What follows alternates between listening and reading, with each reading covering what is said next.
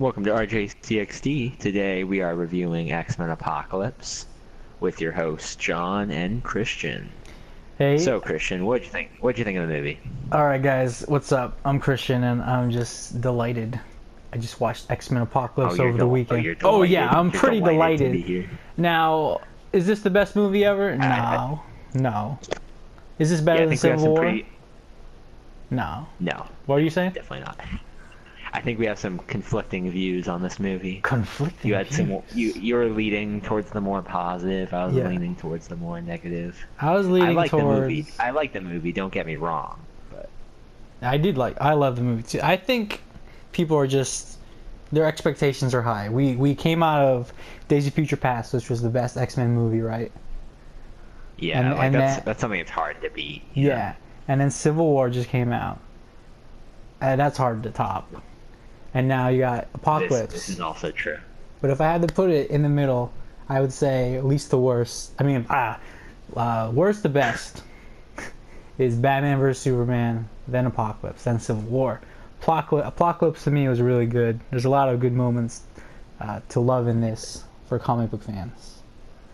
What'd you think? Yeah, definitely. Yeah, definitely. There were some issues. I think I personally am a little more critical of the movie than you. Yep. You know, opinions are like assholes. Everyone has one. Not girls, John. Come on. But let's go to the positives first before the negatives. So, John, Yes. what are the positives to the movie that you liked? Full spoilers, by the way. The title says spoiler review. Okay. So, first and foremost, this is like, I think out of the last two X-Men movies, this one and Days of Future Past, the highlights have always been the Quicksilver scene. Yeah. Like, I think in this one, like, it was equally as good, if not better. I thought it was better. Days of Future Past. Let me go. Yeah, let me say something real quick. Yeah, the Days of Future Past one was good, but like really good because we didn't expect it. Nobody expected it. Before the movie came out, everyone was making fun of the outfit, and it was just unexpected. This one we were expecting something cool, but was it better? I think it was better. Sorry. Keep going. It was definitely better. Yeah, I think it was definitely better. Like, once like Quicksilver came in and that song started playing, I was like, oh, here we go, another... Yeah, the bee. I was like, scene. oh, what's going on? There's a bee. It's freezing time. Yeah. And it was like 10 times more funny than the one in Days of Future Past. Yeah. Like, that one part when, like, the two couples were, like, about to make out, and he's like, nope. Like, nope. That's not how you do it. Throws him off. Oh, quick thing. For comic book fans of Hawkeye, there's a cameo of Hawkeye's dog in this movie. Pizza Dog. Quicksilver rescues him. You know, the dog with the pizza. I think that was a nod to Hawkeye. I don't think it was. I think it was. I think you're reaching. Maybe I am. But speaking of reaching, let's reach around to other positives. Nice segue. What else did you like about the movie? I like some of the new characters. Definitely. Definite like highlight of like new characters was what's her face? Cyclops. Sophie Turner. Sophie Turner Sansa. as Jean Grey. Yeah, Sansa from Sansa. Game of Thrones. All right. I knew she was gonna be good in it because What'd you think of her Game accent? of Thrones. About who? Her accent. What did you think of that? Her American accent. I thought it was good. It felt like fine. I could hear a little bit of British in it, but overall, I really like. I could. But, I really like. It's just being a little nitpicky there. Yeah, Sophie Turner, Ty Sheridan as young Cyclops, and then I forgot her name, but the guy that Storm. They're all good. What were you saying? Yeah. Oh yeah, definitely the girl that played Storm. Yeah. It was kind of funny because she had that accent that Storm is supposed to have, and in the I think it was the first like the very first X-Men movie. X-Men 1. Like Halle Berry had the accent and then she just dropped it. She gave up. She's like screw this. I don't want that. Like I hope that girl sticks with the accent. Yeah, she did a really good Storm. I'm gonna go as far as to say is she's better as Storm than Halle Berry was. For real. Like we didn't see a lot. We didn't see a lot of her, but yeah, I love me some Storm. Yeah. But I like the guy that played Nightcrawler too. Yeah, I was just about to get to that. Nightcrawler was a standout in my opinion. He was just, oh my god. I think most of the new characters were pretty standout. Yeah, they all were. I loved all that stuff. I would have loved to see more of the Asian girl, Jubilee. Do you remember her? If you don't, exactly. Yeah, she was a bit lacking. Yeah. Oh my god, I was so disappointed with that, because in the comics she's like this big thing. She was in the '90s animated X-Men show. She had like firework powers. She had this really cool yellow trench jacket going on. But what else did you think of the positives? Positives. I think that there were definitely some cool action sequences in there. Definitely.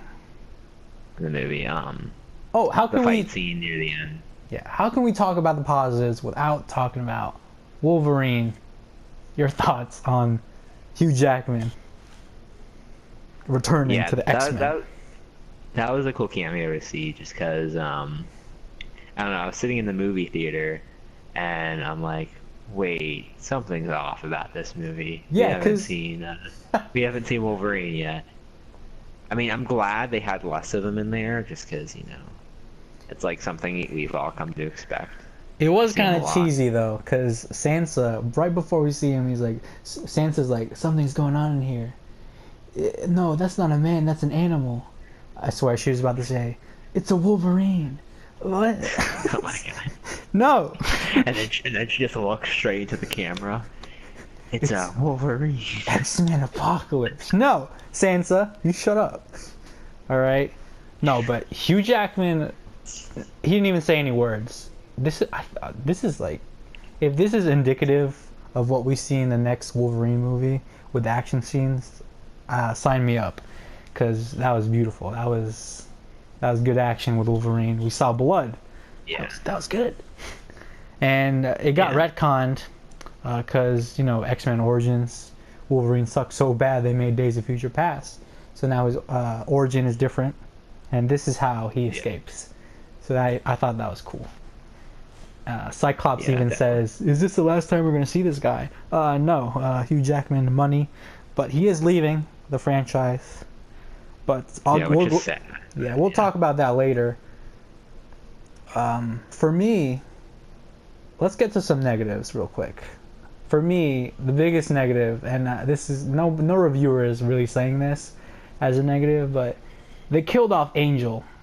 Oh my god. So if any X-Men fan out there is watching, you all know Angel is one of the original 5 X-Men, and they just killed him off, and that's just all the potential. They brought him back for this movie. They had him in X3, right?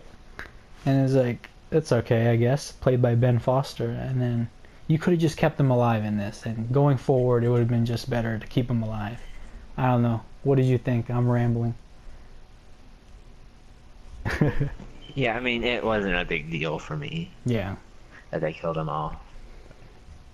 What do you think of Olivia Munn? She was really underdeveloped in the movie, honestly. Yeah. Like, she had very few lines in the movie. Yeah. She had some cool, like, action sequences, but other than that, like, just really underdeveloped. Maybe they'll come up with a Blu-ray. X-Men. Yeah, maybe there'll be some deleted scenes with her. X-Men, the Psylocke cut. Like X-Men, Days of Future Past, the Rogue cut. Just do the Olivia Munn cut. For real. Yeah, and the Jubilee cut, just to... I would buy that. That's just to the one satisfy both people. That's the one I would buy. How about the Havoc cut where he doesn't die? Because I hate that. Speaking of dying, Havoc also died, which was cool, but I don't think he is actually dead. Yeah, I'm pretty sure he's dead, but I could be wrong. Yeah, you're wrong. I mean, there is the possibility, obviously, that he could come back, but you're wrong. I think he's dead. I think it might be a big thing with like young Cyclops' like character development, Speaking of character development, losing your brother can have a real impact. Speaking of losing your brother, how was Jennifer Lawrence? She lost her brother, symbolically, in Charles Xavier in Days of Future Past. She comes back in this. What'd you think of Jennifer Lawrence? Nice segue. Yeah, nice segues here. Yeah, no, I mean, I think I saw a lot of reviewers complaining about this, and I kind of have to agree. See, I don't. Like, I think she's kind of become, like, typecasted with this kind of heroine role that she's known for with, you know, Hunger Games and things like that. See, at the same time I do, but at the same time I don't. Because in this movie, she's kind of acting like she doesn't want to be the hero. So she is kind of monotone in a way. Yeah, that is true. But I mean, she's still kind of... Yeah, with Mystique, she was kind of just basically playing her role. And, yeah, see, the trailers made it seem like she was really the front runner of this movie. You know what I mean? She was like, let's go to war. But in this movie, I felt like it was more brought down to a level. It was kind of misleading in a way. I liked her in this movie, but I still think Jennifer Lawrence's best Mystique is Days of Future Past. I don't know, something about that. She's really good in the action scenes. But you could tell in this movie, she was like, no, I don't want to dress up in the blue suit as much. You know what I mean?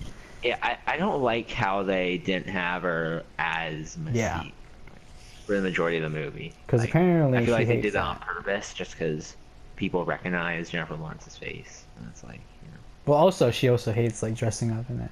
In the script, they probably wrote, Jennifer Lawrence does not want to be naked blue. Oh, yeah, if it takes, like, doesn't take, like, 8 hours. Yeah, apparently. Okay, so... I mean, they must have gotten better recently. I mean, doesn't take as long. But I got one concern for the movies moving forward, though. How are they going to keep doing it? Like, some of these actors want out of the movies, and at the same time you got Deadpool in the future. You know they want to do crossovers. How do you think they're going to handle this? Are they going to go time traveling? Is Cable going to bring Deadpool back to the present? I don't even know. What are your thoughts? Maybe they could do that with Cable. Yeah. But see, it is going to be weird though, because like they're pushing out all these older X-Men for these new younger ones. So I don't know how they're going to work with Deadpool.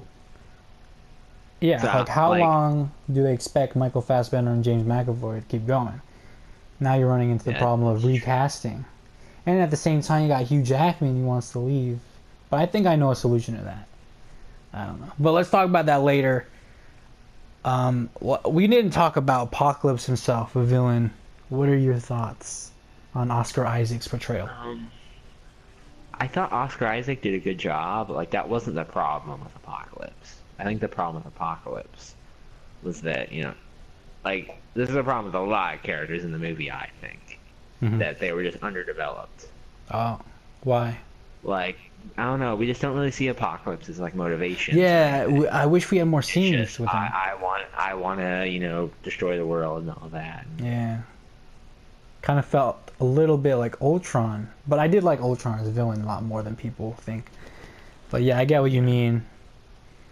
Like, he just seemed like just the stereotypical, like, big baddie, you know, in the film. Yeah, I felt like... Oh, speaking of him being big and bad, well, mainly big, but, like, when he was next to the other four horsemen, he looked shorter than them.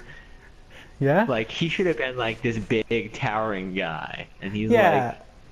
Either as tall or shorter than the rest of the four horsemen. Movies do this all the time. Tom Cruise is the shortest guy in Hollywood, and they make him seem average height. Tall. Exactly. So how could you not? That's a simple mistake. I mean, bad mistake. They could have easily fixed that. Like, come on. You got to make Apocalypse tall and endearing. Not like, 60 feet tall, but bigger than the four horsemen. To make him stand out. Yeah. Speaking of big and tall, when Apocalypse grew tall in the mind game between Xavier and Apocalypse, I thought that was amazing. The final fight with all the X-Men and Magneto. Yes. Yes, that was a That was amazing. Cool Everything about that. I know a lot of people then, didn't like that for some reason. I don't know why. They thought it was like too quick. I don't know, or too long. But I loved it. I don't know. What did you think of it? But mainly, my favorite thing was with Jean Grey, the Phoenix. All right, tell the audience what happened in your theater. Oh yeah, so one of my friends that I was with, like, he was freaking out. Like, he literally moved up in his seat, had his hands over his mouth, like he was just like really amazed. And that man was me. I was too. But dude, I was amazed. That was unexpected for me. I know one of the trailers ruined that though. I went back and watched the trailer after I saw this movie, and they completely ruined the Phoenix thing. I'm just like, what? Why would you do that? But oh my god, that's amazing. And I loved, not that many people are talking about this, Apocalypse's final lines in the movie is when he sees Jean Grey as the Phoenix, and he's like, he basically says, oh, so this is what it is, or something. He means that this is what's supposed to happen with Phoenix. I think he knows what this means for the X-Men movies, because in the comics, and they try to do this in X-Men 3, the Dark Phoenix saga, where Jean Grey goes crazy, and that brings the end of the world or something like that. I think Apocalypse is like, yeah, that's what it is. I don't know. I'm reaching again. X-Men movies make me reach. Theory. It is an interesting theory. Speaking of interesting theories, Wolverine. They're getting rid of him. Hugh Jackman's done. What do you think they're doing? Well, after the next movie that he does. Obviously, next solo movie. After the next movie. What do you think they're doing to Wolverine? Do you think they're killing him off? Do you think they're recasting? What do you think? I honestly don't know. 'Cause it'd be hard. I mean, I'm sure they would try, but I feel like it'd be really hard to recast him because he's so iconic. Exactly. Here's what you do. You ready? Here's what you do, folks. You don't recast them. Here's what you do. Going forward, now this is the perfect opportunity, because at the end of X-Men Apocalypse, the end credits, you got that little thing, that short clip. Nobody knows what that is except comic fans. I had to research it myself. Apparently it's Mr. Sinister. Apparently he does a lot of cloning. Yeah, he's like obsessed with the Summers family bloodline, and I think he clones something or some sort, but it all comes back to X-23, Wolverine's daughter by cloning part of him or something. The point is, replace Hugh Jackman. Don't recast him. Do it in a story sort of way. Bring in his daughter, who's a clone. X-23 has a beautiful story in the comics. She could be a female Wolverine, because that's what they're doing right now in the comics, and it is amazing. And it would bring the claws back. It'd be great. It would fit perfectly. Yeah. Yeah. Come back in a year. And that's my prediction. What do you say? Yeah, and I don't know much about Mr. Sinister. Yeah, me either. But I know Apocalypse is somehow involved with him. Like, the Apocalypse, make him who he was or something? Or... I don't even know. But maybe I thought that's what it was. So that's weird, because Apocalypse was killed off. So. Yeah. See, I think that end credits scene teases the next Wolverine movie. I don't think it teases the next X-Men movie. That's what I think. You really think? Yeah, I think that's what the next Wolverine is about. Not Mr. Sinister, but, Wolverine and X-23 and... Apparently, I think it could be a little bit of both, maybe. They're teasing Mr. Sinister as the villain for the next X-Men movie. Maybe he comes back. Yeah. And then, whatever with... But, speaking of coming back, Rose Byrne. Moira McTaggart from X-Men First Class came back. She skipped Days of Future Past. She said, nah, thanks. But now she's back. What did you think of our Aussie friend, Rose Byrne? I thought she was wonderful. Yeah. That's kind of weird, though, because she wasn't in Days of Future Past, but she was in First Class. Yeah. So it was weird, I'm like, wait, who is she? Oh, yeah, she was from First Class.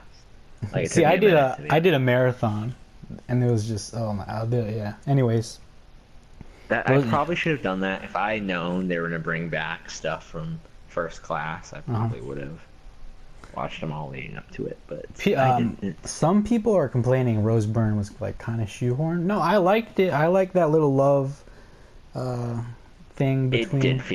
It honestly did feel kind of shoehorned. Yeah, it kind of did, but I don't know. I liked it. Like this movie overall felt like accumulation of the very first Class.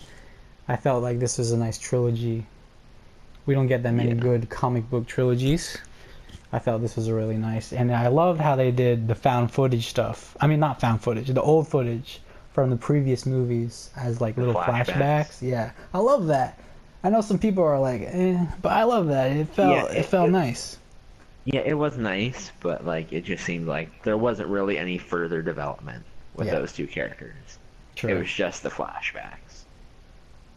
Yeah, I did like the flashbacks, especially the ones with Magneto, and he's like remembering Charles when they were friends. That was nice.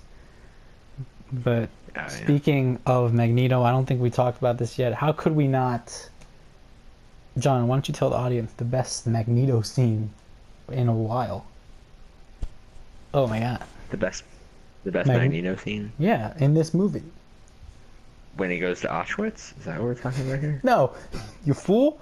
No. When his daughter dies. Oh, yeah. Dude, that was sad. Oh, man. That was unexpected. I didn't realize, like, at first, like, it went through his daughter and his wife. I'm like, what? Like, that just seemed kind of weird, but I'll give it a pass. Yeah, I'll give it a pass. Because that was a sad scene. Like, Michael Fassbender is a phenomenal actor. Yeah. Seriously. I have high hopes for Assassin's Creed now because of Michael Fassbender. Really? Yeah. I mean, we can talk about that another time. Yeah, but speaking of X-Men, staying on topic of X-Men, that forest scene was magnificent. I loved how his daughter was a mutant. That was awesome. I don't know who she is in the comics, but that's a cool power. I have no idea either. Some people were complaining the very first time we see his family, it's like some stereotypical Disney movie where the daughter has like Bambi next to her drinking water, but then it's revealed she actually has the power to like control animals, so it makes sense. Yeah. I love that. Speaking of his daughter though, like I actually kind of thought she was gonna be a mutant, like when they first kind of introduced her, but I was like, wait, is she gonna be Scarlet Witch? Oh. Because I know it's different in the comics where Scarlet Witch and Quicksilver are twins, which is weird that they haven't included her at all. So I thought maybe they were gonna do it differently. They did do a daughter in Days of Future Past. Like they did. She was sitting on Quicksilver's lap. Now that could be Scarlet Witch or it could be Polaris. They have like another sister. No, because aren't Scarlet Witch and Quicksilver twins? Yeah, that's totally not his twin. So probably is Polaris. Yeah. So I wonder if they're ever gonna do Scarlet Witch. Like maybe she's like in the universe, but they just haven't introduced her yet. I would love to see that. And then maybe if you do like a alternate timeline, because the X-Men are known for their alternate timelines. Do a storyline House of M. Scarlet Witch says no more mutants, and then the world lives without mutants. It's a great story if you haven't read it. But seriously, Magneto's scene was the best, and I don't know. What are the final thoughts on this movie? If you had to rank the X-Men movies, or you had to give this a score, what would you give it? Okay, I don't want to rank all the movies because it's hard to. Oh, I could do it, but you go first. To say which. Okay, I'll say out of this trilogy. Okay.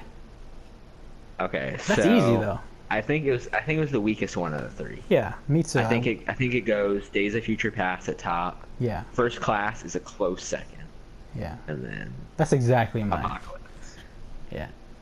All right, so what would you give Apocalypse score? If we're scoring it, a 7 out of 10. I give it a 7.5 out of 10. On IMDb, I just scored it up to an 8 because there's no decimals on IMDb. But if I had to rank the X-Men movies, let's go. Let's do this. worst to best X-Men movies. What do you think I'm gonna put at the bottom? Best. Yeah. What do you think I'm gonna put at the bottom? X-Men Definitely Origins, Wolverine. Absolute bullshit. I gave that a 5 out of 10. It's just bad, people, and they ruined Deadpool. And then X3 is probably definitely next. Second. But okay, see, we were talking about this earlier. X3 is kind of better now because of Days of Future Past. So I'm gonna say they make that movie better because it's gone. The timeline's erased.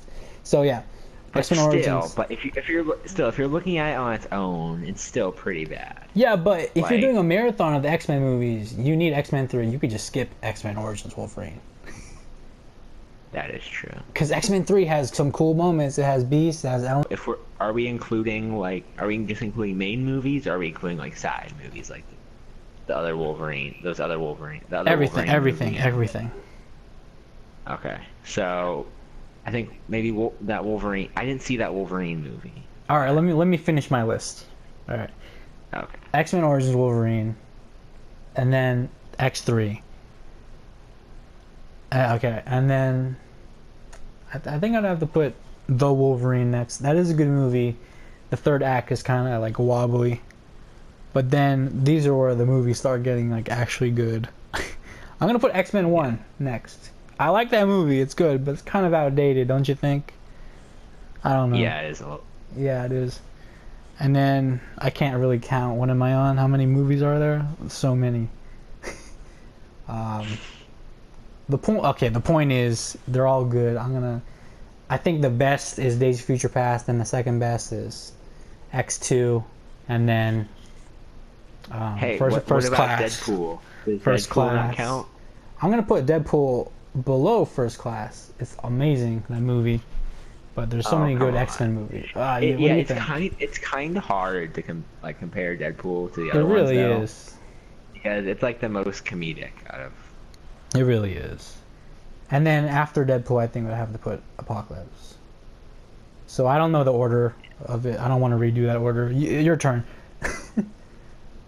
Okay, so I haven't seen the Wolverine movie, so that's my only disclaimer here. Disqualified. Get out of here. No, but okay, so it's gonna start out the same. Origins Wolverine, then X3, then then the Wolverine movie. I haven't seen that, so that could even be lower just because I haven't seen it. But And John, then, the Wolverine movie has ninjas. Fair enough. Okay, and then next would probably be, where are we here? Exactly, I got lost too.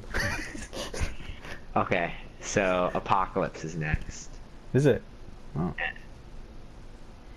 I think Apocalypse is better than X-Men 1 in my opinion. No, I think the first. I don't know. Better. I haven't seen X-Men 1 in a while. Just marginally better. Okay. So yeah, Apocalypse, then X1, then First Class, then X2, then Days of Future Past. Nice. Okay. With X2 and Days of Future Past. X2 is so good. Then Nightcrawler opening. I'm really glad Nightcrawler's in X-Men Apocalypse. Fantastic. Yeah. For real. And then, I forgot. There's one more. At the very, very, very top is Deadpool. Oh wow, you really like Deadpool. I love Deadpool. So. No, really, Deadpool. Deadpool. It's its own separate. Oh, it's its own separate, like bar set. It would be unfair to like rank them side by side. Yeah.